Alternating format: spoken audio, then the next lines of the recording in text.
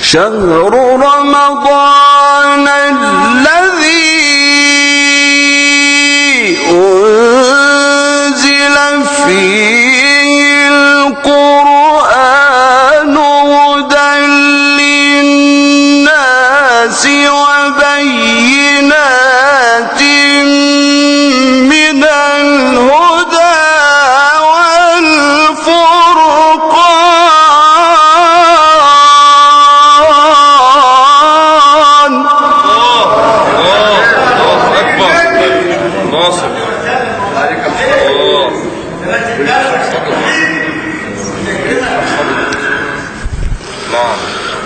فمن شهد منكم الشهر فليصم.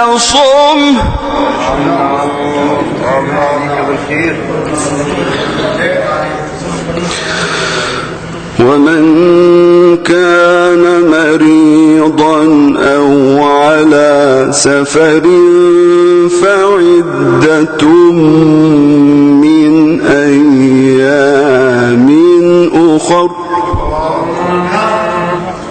ما شاء الله.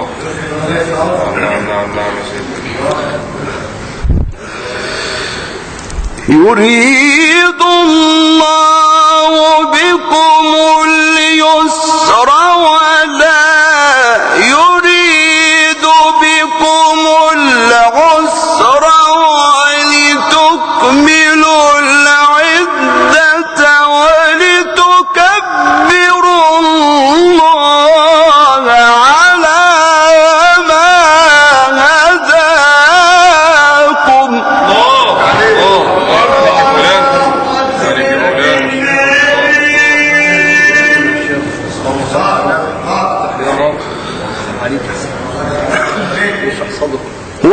ولتكبروا الله على ما هداكم ولعلكم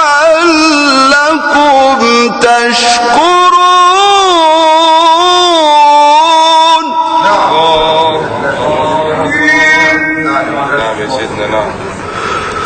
وإذا سألك عبادي عني فإني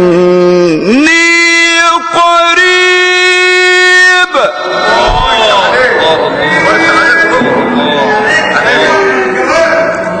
وإذا سألك عبادي عني فإني قريب أجيب دعوة الداع إذا دعان.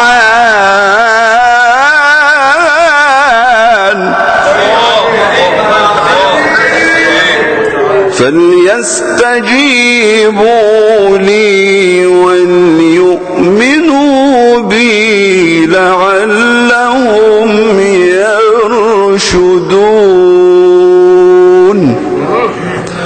صدق الله العظيم.